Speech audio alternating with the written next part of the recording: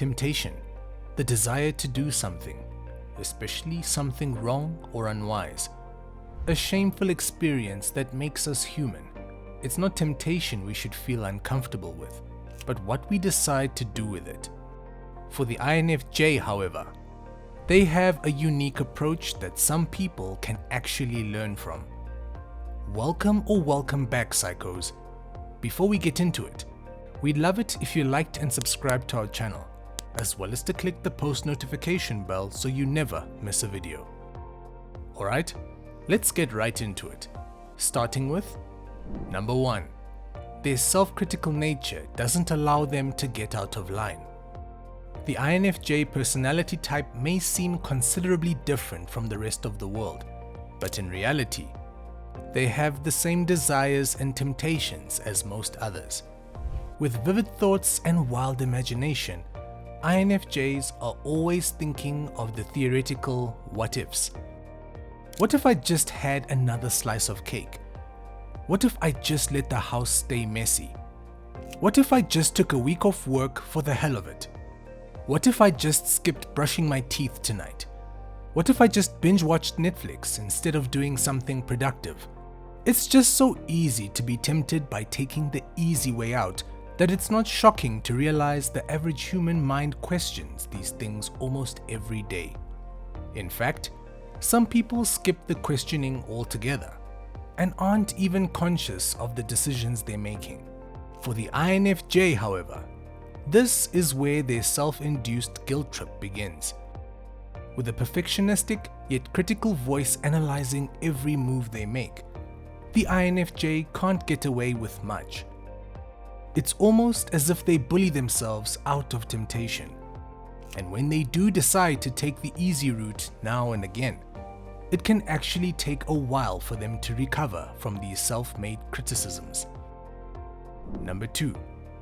Their moral high ground almost always comes first.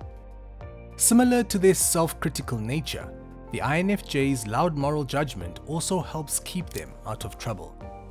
Sure, this personality type is known for their interesting thoughts, ideas, and potential scenarios their mind pieces together.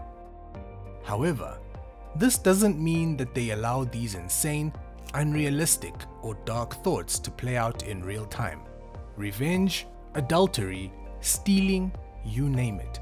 Contrary to popular belief, the INFJ isn't exactly the angel personality type they're always depicted to be.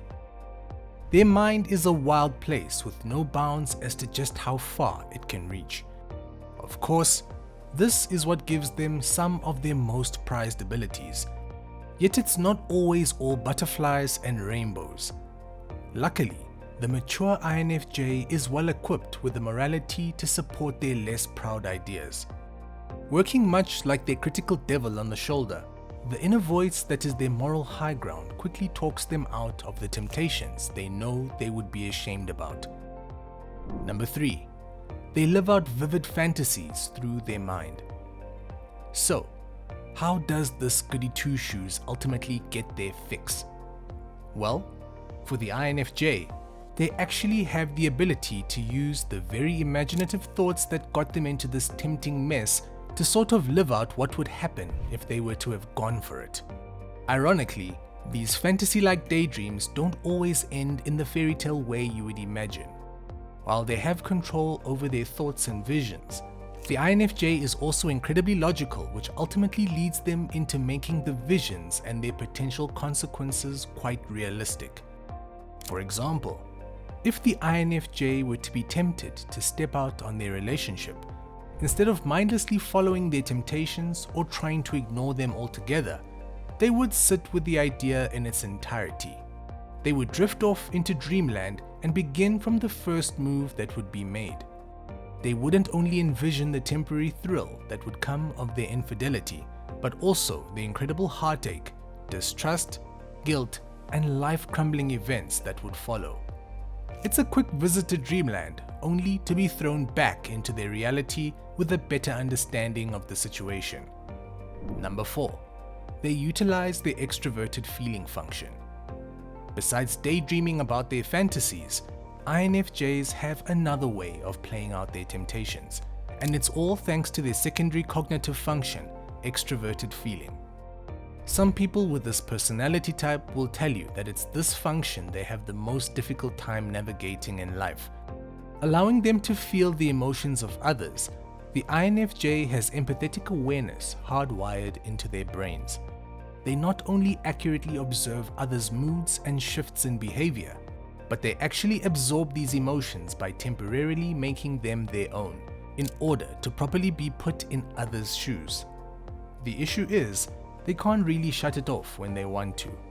On the positive note, however, this extroverted feeling function can serve as a way of living through others to somewhat experience the things they wouldn't do themselves. For example, if an INFJ quits cigarettes and feels tempted to dip back into their guilty pleasure, they may find it helpful to witness someone else enjoying a cigarette to fulfill their craving. Whether it's watching someone in person or even tuning into a YouTube video of someone reviewing different cigarettes.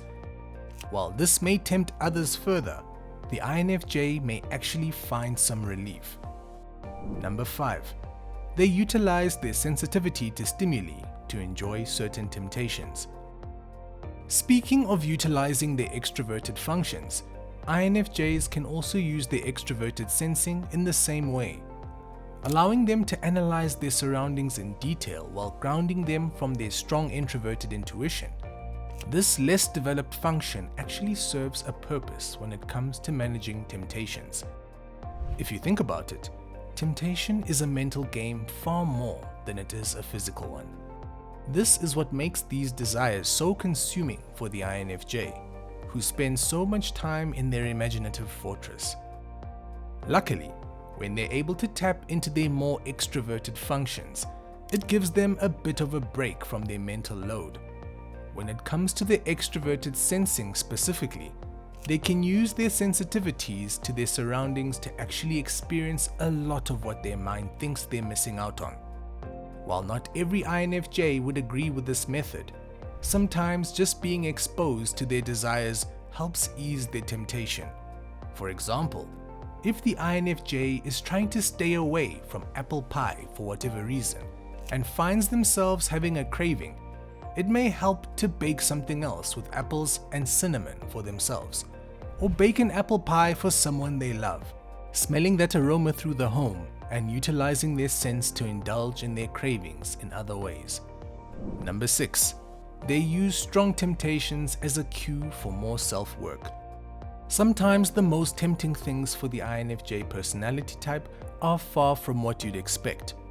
While desserts, laziness, and gossiping all sound nice to the average person, the things that tempt this type most have to do with people-pleasing and staying true to their identity. For the INFJ, feeling tempted to change themselves to please others, putting their own needs on the back burner to prioritize someone else's issues, and overworking themselves beyond their capacity is where their issues truly lie. In fact, in these tricky scenarios, most INFJs find themselves in from time to time, it's usually after the fact that they realize they were led by temptation. For them, it's tempting to do all they can in order to make others happy, when in reality, they know it's not the healthiest move. Fortunately, it's these exact situations that the INFJ finds the most valuable lessons. These serve as a clear indicator that they're still being led by their fear of failure and disappointment, two issues they try hard not to fall victim to. And lastly, number 7. They value the virtue of patience. It's no secret that the analytical INFJ is constantly seeking out new knowledge, new details, and new insights into others' personalities. They have a habit of playing counselor to those they want to get to know, by rarely sharing about themselves and politely digging to get as much information as they can from their quote-unquote patient. While this approach to observing others is pretty harmless, their need for information can be worrisome in other scenarios. For example, if the INFJ's intuition is driving them to analyze a situation deeper, such as finding out the truth behind a lie they believe someone to have told, they can find it near impossible to let up. This temptation will lead them to ultimately do whatever it takes to get the details they're looking for. However, when they feel this temptation coming on, sometimes they're able to take a step back and take it as a sign to practice patience. Instead of spending hours on end watching, interviewing, and digging, they'll come to realize that stepping back and seeing the bigger picture may actually get them closer to the truth than their temptation was leading them. Well, psychos, that's it for today. So, do you think you're good at handling temptation as an INFJ? Let us know in the comments below. Also, make sure to leave us a like, share with your friends, and subscribe to our channel so that you never miss a video.